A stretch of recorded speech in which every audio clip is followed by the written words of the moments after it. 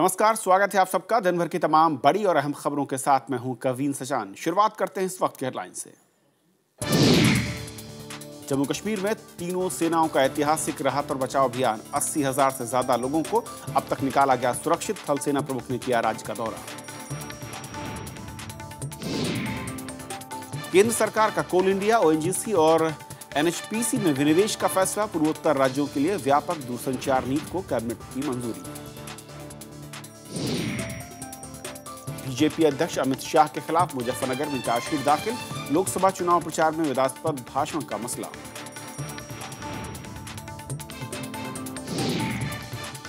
उपराज्यपाल से अरविंद केजरीवाल ने मुलाकात कर सौंपे स्टिंग की सीडी। बीजेपी का आरोप, पर्दे के पीछे से मिलकर सरकार चला रही है कांग्रेस और आम आदमी पार्टी।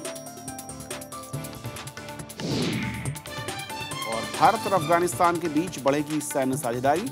काबुल में सुषमा स्वराज की राष्ट्रपति हामिद करजई से मुलाकात।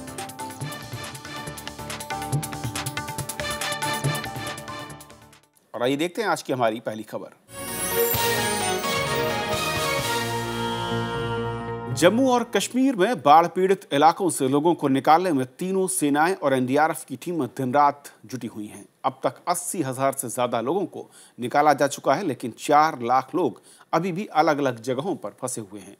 बाढ़ से अब तक करीब 200 से ज्यादा लोगों की जान जा चुकी है। इधर एयर इंडिया ने कश्मीर घाटी में फंसे पर्यटकों के लिए मुफ्त सेवा देने का भी ऐलान कर दिया है।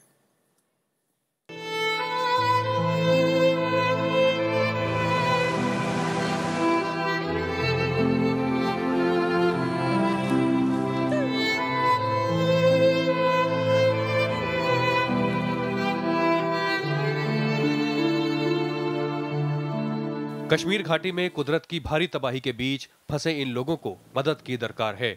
यहाँ हालात इतने बदतर हैं कि कई दिनों से इन्हें रोजमर्रा की जरूरी चीजें भी नसीब नहीं हुई है। बाढ़ पीड़ित इलाकों में लाखों लोग अब भी मदद की उम्मीद लगाए बैठे हैं। पीएमओ में राज्य मंत्री जितेंद्र सिंह ने भी बाढ़ पीड़ितों को हर तरह की जरूरी केंद्रीय मदद का भरोसा दिया है। जम्मू कश्मीर के मुख्यमंत्री उमर अब्दुल्ला ने भी मदद में तेजी लाने की बात कही है। कल तक रास्ता एयरपोर्ट तक खुल जाएगा, आराम से निकल जाएंगे। ऐसा नहीं है कि उनको सिर्फ हेलीकॉप्टर से निकलना है। 12-18 घंटे और उनको इंतजार करना होगा। कल आसानी से वो जहाज से चले जाएंगे। राहत और बचाव के काम में सेना के 20,000 जवान लोगों की मदद में लगे हैं। भारी तबाही वाले इलाके में 80 विमान और हेलीकॉप्टर लगातार उड़ान भर रहे हैं। पीड़ित इलाकों में राहत सामग्री और खाने के पैकेट गिराए जा रहे हैं। 1.5 लाख लीटर पानी, 8,500 कंबल और 650 से ज्यादा टेंट बांटे गए हैं। सेना की 80 मेडिकल टीमें भी मदद में जुटी हैं। हमारे पास जितने भी सेट्स हैं, सैटेलाइट फोन्स, वो दे दिए हैं।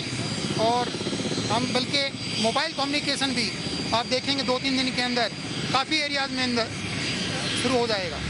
श्रीनगर में जो सिविल एडमिनिस्ट्रेशन है, उन्होंने वहाँ पे सेल सेटअप किया है कि जो लोग वहाँ पे अलग अलग जगहों से हेलीकॉप्टर उठा के ला रहे हैं, उनको सबको एक जगह इकट्ठा किया जा रहा है, खाना पीना दिया जा रहा है। श्रीनगर और उसके आसपास के इलाकों में बड़ी तादाद में पर्यटक भी फंसे हुए हैं, जिन्हें श्रीनगर के नेहरू हेलीपैड पर लाकर निकाला जा रहा है। हमने एक दिन हम यहाँ पे रुके, उसके बाद से सारा फ्लडिंग स्टार्ट हो गया। सारे कनेक्शंस टूट गए, सब जगह फ्लड आ गया और यहाँ से हम किसी से बात नहीं कर पा रहे। बिल्कुल हम टोटली कट है। ना हमें 4 दिन से खाना मिला है, ऊपर एक दिन हमने ब्रेकफास्ट किया था जिस दिन आए थे। 3 दिन से यहाँ फंसे हैं। प्रदेश में संचार और यातायात बहाल करने की कोशिश जारी है। भूस्खलन के चलते उधमपुर से रामबन का रास्ता बंद हो गया है। सीमा सड़क संगठन और सेना के जवान बंद रास्तों को खोलने में जुटे हैं। कटरा जम्मू रेल मार्ग पर ट्रेन की आवाजाही बहाल होने पर बड़ी तादाद में श्रद्धालु जम्मू पहुंच रहे हैं। श्रीनगर और कश्मीर घाटी के कुछ हिस्सों में फोन और मोबाइल सेवा भी शुरू हो गई है। इधर कई राज्यों से बाढ़ पीड़ितों के लिए राहत सामग्री और मदद पहुंचाने का सिलसिला जारी है।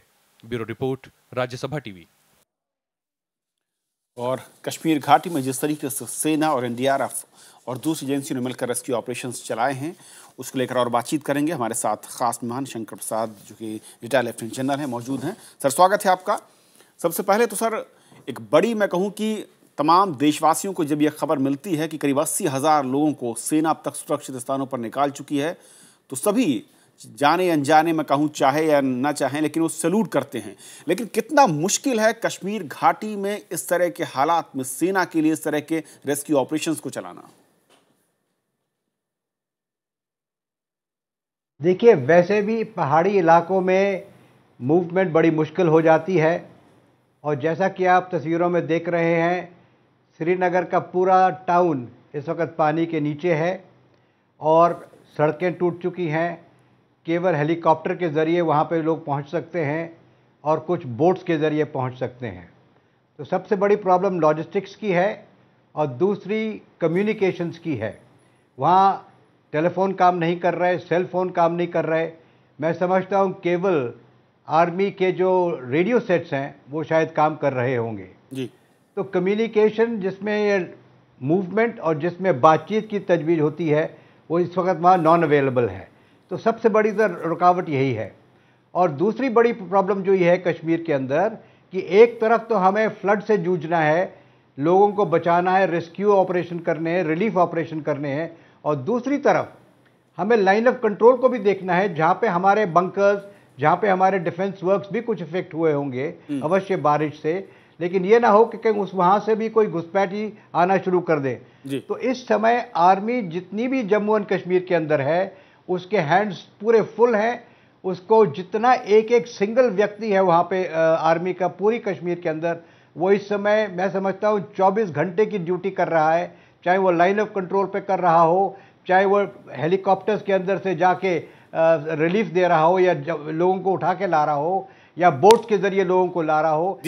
और हमारी मेडिकल कोर जो है, आर्मी मेडिकल कोर की आपने तस्वीरों में देखा होगा कितने डॉक्टर वहाँ पे पहुँच चुके हैं जो कि इस समय लोगों को मेडिकल एड दे रहे हैं। आगे चल के आप देखिएगा जिस तरह से पानी नीचे चलता चला जाएगा और वहाँ पे बीमारी फैलनी शुरू हो जाएगी, तो ये मेडिकल एड बहुत जरूरी है। जी शंकर प्रसाद साहब, मैं लौटूं आपके पास कुछ और तथ्यों को जानने समझने की कोशिश करूंगा, लेकिन उससे पहले मैं रुक करना चाहूंगा। इस वक्त हमारे साथ श्रीनगर से जुड़ रहे हैं हमारे संवाददाता, क्योंकि फोन लाइन में खासी दिक्कत आ रही है। प्रणव गोस्वामी वहां पर मौजूद है। प्रणव, अगर आप सुन पा रहे हो तो क्या आज ताजा अपडेट इस वक्त मिल रहा है? क्योंकि जानकारी यह है कि धीरे धीरे अब जो जलस्तर उसमें कुछ कमी हो रही है, बारिश भी रुकी है, तो शायद थोड़ी सी राहत जरूर मिल सकती है रेस्क्यू ऑपरेशन में और तेजी लाने के लिए।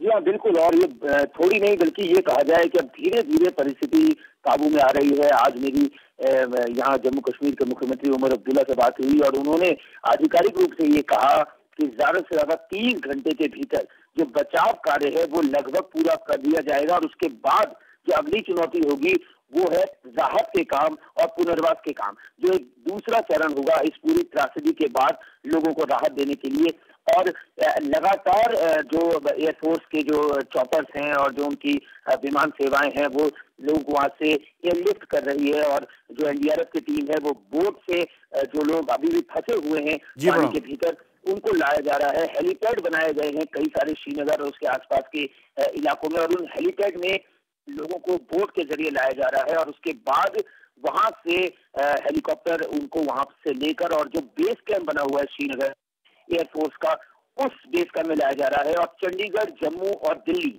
इन 3 जगहों में वो जितने भी लोग हैं जो कि स्थानों में रहते हैं उनको वहां पहुंचाया जा रहा है। उसके बाद वो जहां से भी आए, क्योंकि हमें ये समझना चाहिए कि वो वक्त था जबकि श्रीनगर में टूरिज्म के पॉइंट ऑफ व्यू से बहुत सारे हर के जो टूरिस्ट थे वो भी यहाँ पे आए हुए थे।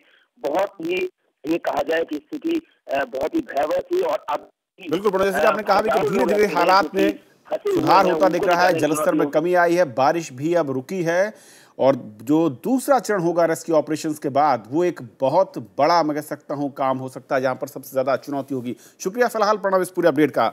शंकर प्रसाद जी, जो दूसरे चरण की हम बात करें, अब किस तरीके से आप देख रहे हैं, क्योंकि जो तमाम लोग हैं असली में किस तरीके का नुकसान हुआ है, उनको वापस रिहेबिलिटेट करना, जो लोग कैंपों पर पहुंचे हैं उनको उनकी वापसी जगह तक पहुंचाना, उनके लिए दवा और पानी खाने का इंतजाम करना, किस तरीके से इसे देखते हैं और कैसे सेना वहां पर इस काम को अगले चरण में अंजाम देगी?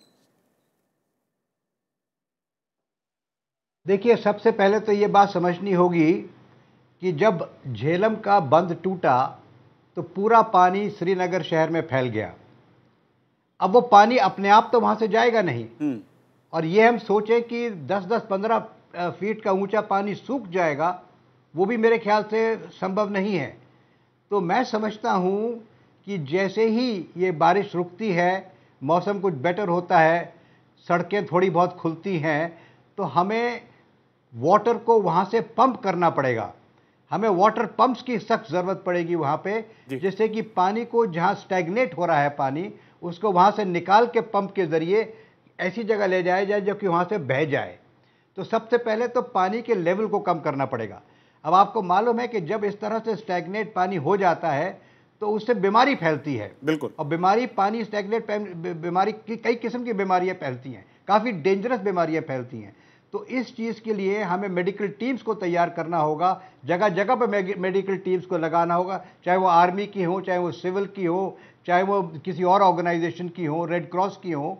तो सब जगह उनको डिप्लॉय करना पड़ेगा एडिक्वेट मेडिसिन के साथ, जिससे कि ये डिजीज़ ना फैल जाए। अगर डिजीज़ फैल जाती है तो उससे और ज़्यादा नुकसान कई महीनों तक, कई सालों तक चल सकता है। तो पानी को हटाने के लिए पंप लगाइए, मेडिकल टीम्स को दीजिए सफिशिएंट मेडिसिन और उनको पूरे वैली के अंदर डिप्लॉय कीजिए। और साथ साथ अभी आपने देखा होगा कि लोगों के घर बह गए, सामान नहीं है, खाने पीने की सुविधा नहीं है, तो उनके लिए राशन के भंडार खोलने पड़ेंगे। बिल्कुल शंकर जी, यानी कि राशन सप्लाई हो सके जी सर, चाहे फ्री दे सरकार, चाहे जिस किस्म से भी दे, तो राशन एक बड़ी जरूरी चीज है। बिल्कुल। अगली बात है, थोड़ा सा कम है, माफी चाहूंगा, आपको रोक रहा हूं, लेकिन जो आपने कहा कि बहुत अहम है कि पहले तो खाने के लिए इंतजाम करना होगा, यानी कि फूड का इंतजाम करना होगा, और उसके बाद दवा के लिहाज से भी अलर्ट रखना होगा टीमों को। बहुत बहुत शुक्रिया सर हमसे बातचीत करने के लिए आपका। और आगे बढ़ते हैं। Centre for science and environment की एक स्टडी के मुताबिक जम्मू कश्मीर में बाढ़ की वजह क्लाइमेट चेंज है। और इतना ही नहीं, इस स्टडी में जलवायु परिवर्तन के व्यापक पहलुओं को भी शामिल किया गया है।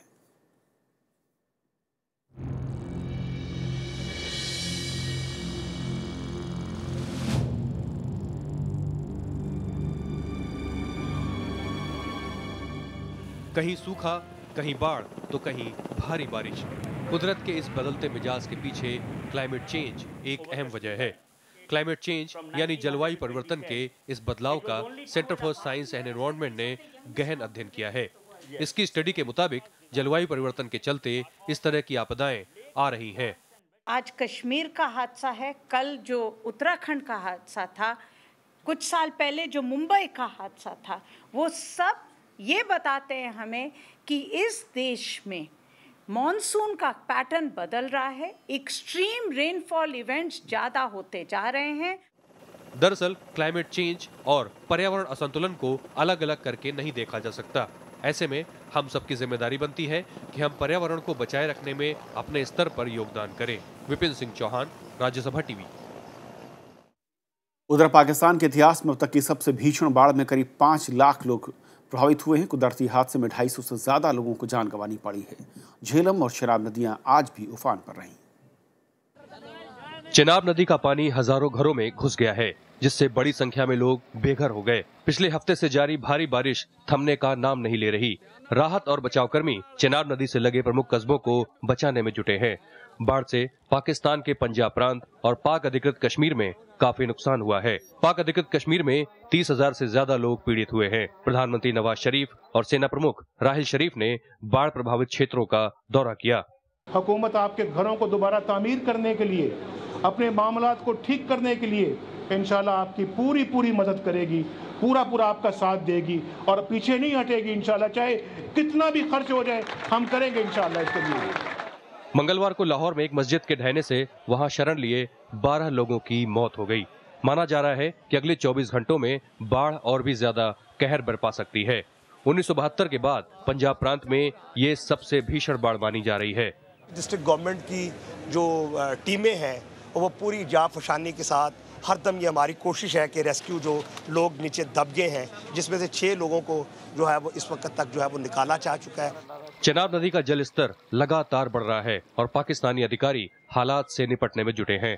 चिनाब में आई बाढ़ से सियालकोट, गुजरावाला, गुजरात, मंडी बहाउद्दीन, सरगोधा, खुशाबाद और जांग में जबरदस्त तबाही मचाई है। बाढ़ तेज होने की चेतावनी के बाद सेना और प्रशासन ने राहत और बचाव का काम तेज कर दिया है और बाढ़ में फंसे लोगों को निकालने के लिए हेलीकॉप्टरों और नावों की मदद ली जा रही है। Bureau report, Rajya Sabha TV. और फिलहाल यहां पर रुकेंगे एक छोटे से ब्रेक के लिए। केंद्र सरकार ने कोल इंडिया लिमिटेड कंपनी के 10% हिस्से के विनिवेश का फैसला किया है। इससे सरकार को 23,000 करोड़ रुपए की राशि उगाहने में मदद मिलेगी। आर्थिक मामलों की कैबिनेट समिति की आज शाम हुई बैठक में नेशनल हाइड्रो पावर कॉर्पोरेशन की करीब 11%, ओएनजीसी की 5% हिस्सेदारी के विनिवेश का अहम फैसला भी लिया गया। इसके अलावा कैबिनेट ने हाल ही में शुरू की गई प्रधानमंत्री जनधन योजना की भी समीक्षा की और आधार योजना के 5वें चरण को मंजूरी दी। समिति ने पूर्वोत्तर के क्षेत्रों के लिए व्यापक दूरसंचार नीति को भी मंजूरी दी है। इसके अलावा घाटे में चल रहे केंद्रीय सार्वजनिक क्षेत्र के उपक्रमों को भी सहायता राशि को मंजूरी दी गई है। और विशाल दहिया हमारे साथ इस वक्त मौजूद हैं और जानकारी के साथ। विशाल, कैबिनेट के इन तमाम फैसलों में सबसे अहम माना जाए तो क्या विनिवेश को लेकर एक बड़ा कदम माना जाए? जी बिल्कुल कविंद्र, सही कहा आपने। विनिवेश को लेकर जो फैसला आज केंद्रीय कैबिनेट ने किया है उसे सबसे अहम फैसला माना जा सकता है, क्योंकि इस फिस्कल ईयर के दौरान जो सरकार के सामने जो टारगेट था विनिवेश करने का वो लगभग 43,000 करोड़ रुपए का था। और आज जो फैसला लिया गया है कोल इंडिया लिमिटेड, एनएचपीसी और ओएनजीसी में जो विनिवेश का फैसला लिया गया है 5%, 10% और 11.36%, उससे लगभग कुल मिलाकर जो टारगेट इस साल का सरकार का था वो पूरा हो जाएगा। 43,000 करोड़ रुपए सरकार इकट्ठा कर पाएगी। इसके अलावा जो कई फैसले किए हैं उनमें एक और महत्वपूर्ण फैसला जो माना जा रहा है वो है आधार योजना को लेकर। 5वां जो फेज है आधार योजना का उसको कैबिनेट की तरफ से मंजूरी मिली है। इसके अलावा एक बहुत ही महत्वपूर्ण फैसला है 5,000 करोड़ रुपए से ज्यादा की लागत से जो उत्तर पूर्वी इलाका है देश का उसमें जो उसके लिए जो अलग से टेलीकॉम पॉलिसी बनाई गई है उसको मंजूरी आज कैबिनेट की तरफ से दे दी गई है। तो एक तरह से देखा जाए तो ये 2-3 अहम महत्वपूर्ण फैसले रहे। लेकिन इन सब के बाद एक अलग से बैठक प्रधानमंत्री नरेंद्र मोदी ने ली जिसमें कुछ आला अधिकारी भी मौजूद थे, जिनमें बीआरओ के यानी कि बॉर्डर रोड्स ऑर्गेनाइजेशन के एडीजी भी वहां पर मौजूद थे। और जो एजेंसियां जो जम्मू कश्मीर में जो हालात बने हुए हैं बाढ़ की वजह से उनमें जो एजेंसियां काम कर रही हैं उन एजेंसियों के अधिकारी वहां मौजूद थे। तो उसका जायजा लेने के लिए भी लगभग 40 से 45 मिनट की बैठक इन सब फैसलों के बाद कैबिनेट की अहम बैठक चली, जिसमें जो पूरी राहत कार्रवाई जो चल रही है उसको रिव्यू किया गया। बहुत बहुत शुक्रिया विशाल इस पूरे अपडेट के लिए आपका। और आगे बढ़ते हैं, बात करते हैं आम आदमी पार्टी की, जिसके संयोजक अरविंद केजरीवाल ने आज दिल्ली के उपराज्यपाल नजीब जंग से मुलाकात की। केजरीवाल ने बीजेपी नेताओं के स्टिंग की सीडी सौंपी और बीजेपी को सरकार बनाने का मौका न देने की अपील की। उधर बीजेपी ने आम आदमी पार्टी और कांग्रेस पर पिछले दरवाजे से दिल्ली की सरकार चलाने का आरोप लगाया है।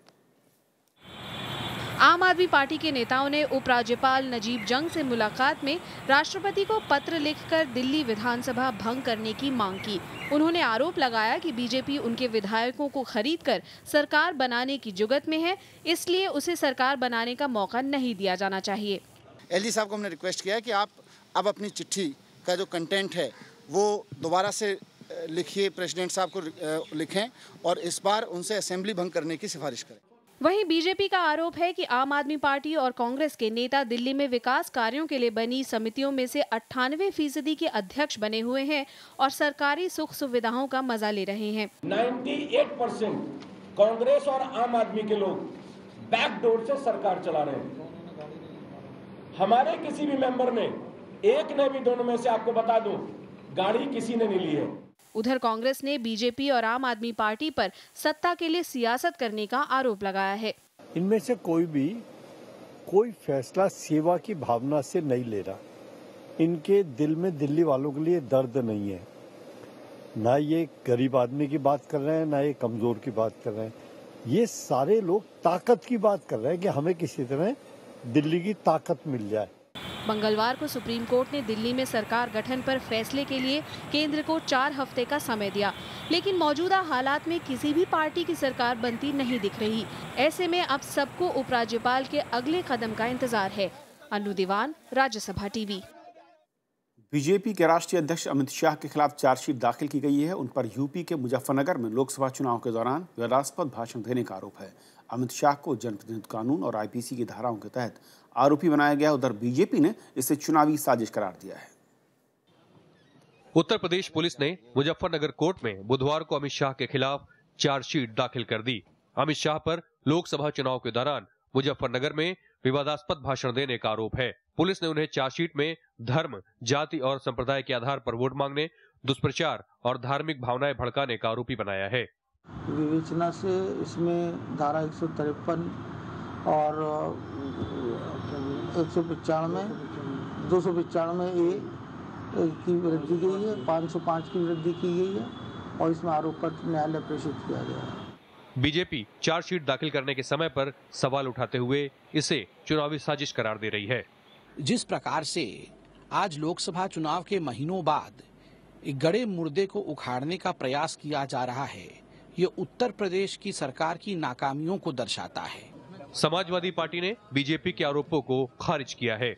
अमित शाह के खिलाफ चार्जशीट दाखिल हुई है और बहुत संजीदा और सीरियस मसला है, उनकी गिरफ्तारी होनी चाहिए। और चूंकि भारतीय जनता पार्टी हमेशा संस्कृति की, मॉरल की बात करती है, तो मॉरली उन्हें अब कोई हक नहीं है कि वो भारतीय जनता पार्टी के अध्यक्ष बने रहे। इंडियन पीनल कोड और 123 of representation of people act में ये चार्जशीट दायर की गई है।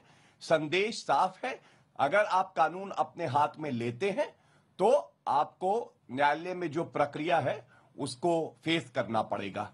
अमित शाह ने इस साल 4 अप्रैल को मुजफ्फरनगर में कथित तौर पर विवादास्पद भाषण दिया था, जिसके बाद चुनाव आयोग ने उत्तर प्रदेश पुलिस को इस मामले में केस दर्ज करने के निर्देश दिए थे। Bureau report, Rajya Sabha TV. Media को लेकर तेलंगाना के मुख्यमंत्री के चंद्रशेखर राव के आक्रामक रवैये का व्यापक विरोध हो रहा है। के चंद्रशेखर राव ने तेलंगाना का अपमान करने वालों को मंगलवार को जिंदा दफनाने की धमकी दी थी। तेलंगाना के केबल ऑपरेटर्स ने 2 क्षेत्रीय टीवी चैनलों पर 16 जून से रोक लगा रखी है। తెలంగాణ ప్రజలను గౌరవించి ఉండాలి, తెలంగాణ సమాజంలో కలిసిపోయి బతకాలి। అందుకే ఏమన్నాడు, ప్రాంతేతరులు ద్రోహం చేస్తే ప్రాంతం పొలిమేర దాకా తరిమి కొడతాం, ప్రాంతం వాడే ద్రోహం చేస్తే ప్రాంతంలోనే పాత్ర పెడతాం। धमकी भरे ये शब्द तेलंगाना के मुख्यमंत्री के चंद्रशेखर राव के हैं। वे मीडिया से खासे खफा हैं। तेलंगाना में टीआरएस सरकार के 100 दिन पूरे होने के मौके पर वारंगल में एक कार्यक्रम में उन्होंने ये बात कही। के चंद्रशेखर राव के इस बयान की मीडिया कर्मियों समेत दूसरे राजनीतिक दलों के नेताओं ने तीखी आलोचना की है। सरकार और मीडिया में एक कुदरती या प्राकृतिक तनाव रहता है, क्योंकि मीडिया का ये काम है या मीडिया का ये उत्तरदायित्व है कि वो सरकार की खामियां निकाले, और जो सरकार में बैठे लोग हैं या सार्वजनिक जीवन में लोग हैं, उनको इस चीज को एक रचनात्मक दृष्टि से लेना चाहिए। किसी को भी धमकी देना प्रजातंत्र में अच्छा नहीं है, और कम से कम चीफ मिनिस्टर के लिए ये बिल्कुल शोभा नहीं देता कि इस तरह की धमकियां दें। तो मैं उनसे ताकीद करूंगा और ये रिक्वेस्ट करूंगा कि इस तरह की धमकियां काम नहीं करती हैं। दरअसल के चंद्रशेखर राव एक टीवी चैनल पर तेलंगाना पर प्रसारित कार्यक्रम से नाराज थे। इस कार्यक्रम के प्रसारण के बाद तेलंगाना के केबल ऑपरेटर्स ने 2 टीवी चैनलों TV9 और ABN आंध्र ज्योति पर 16 जून से रोक लगा रखी है। उधर प्रसारण रोके जाने के विरोध में दोनों चैनलों में काम करने वाले मीडिया कर्मियों ने विरोध प्रदर्शन किया। चंद्रशेखर राव की गलत बयानबाजी का ये कोई नया मामला नहीं है। हाल ही में 19 अगस्त को एक कार्यक्रम में उन्होंने खुद की तुलना हिटलर से की थी। उस वक्त भी उनके बयान की कड़ी निंदा हुई थी। Bureau report, Rajya Sabha TV. Bharat और अफगानिस्तान सुरक्षा और सैन्य जैसे क्षेत्रों में सहयोग को और मजबूत करेंगे। काबुल में विदेश मंत्री सुषमा स्वराज और अफगानिस्तान के राष्ट्रपति हामिद करजई के बीच बातचीत में इस मसले पर सहमति बनी। सुषमा स्वराज ने अफगानिस्तान को सुरक्षा और स्थिरता की चुनौतियों से निपटने और पुनर्निर्माण में मदद जारी रखने की प्रतिबद्धता दोहराई है। विदेश मंत्री सुषमा स्वराज ने अफगानिस्तान के राष्ट्रपति हामिद करजई को भरोसा दिलाया है कि भारत अफगानिस्तान के पुनर्निर्माण के लिए विकास की परियोजनाओं में तेजी लाएगा।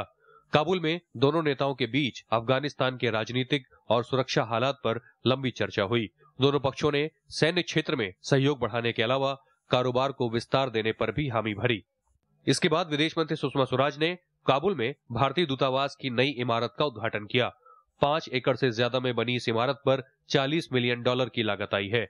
अफगानिस्तान के विदेश मंत्रालय के पास बने इस इमारत में इंटीग्रेटेड सिक्योरिटी सिस्टम है।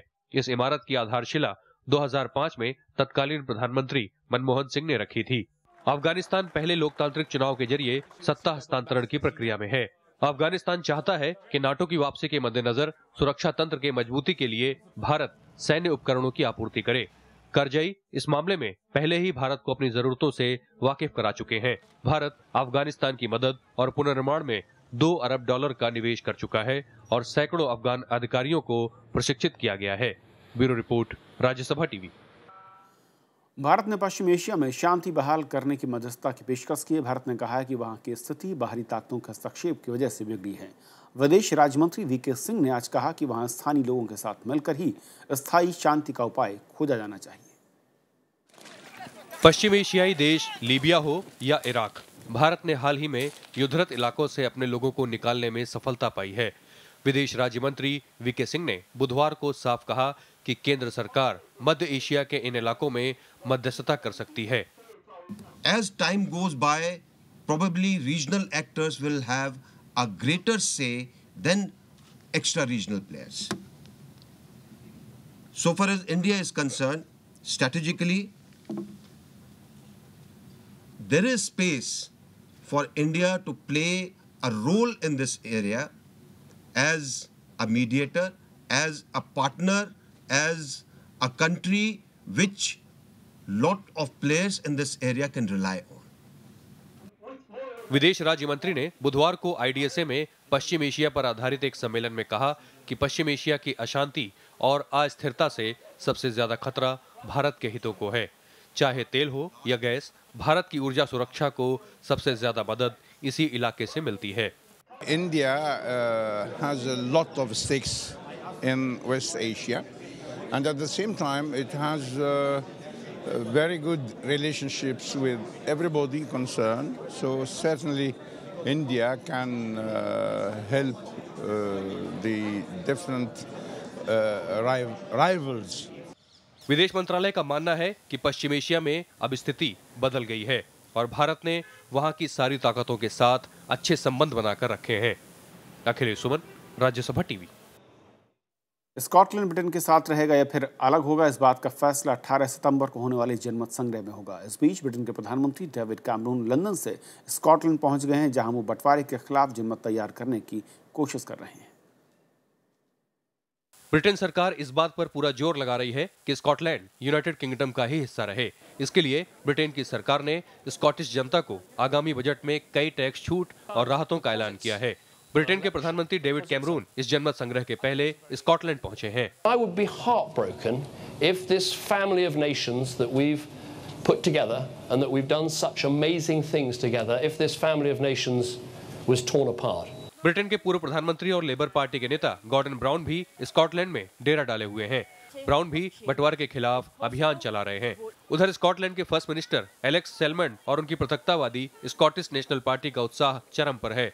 उनका आरोप है कि लंदन में बैठी सरकार स्कॉटलैंड की उपेक्षा करती रही है। Broad-based Yes campaign is concerned about having a powerhouse parliament to create and protect jobs in Scotland, a powerhouse parliament to protect our national health service.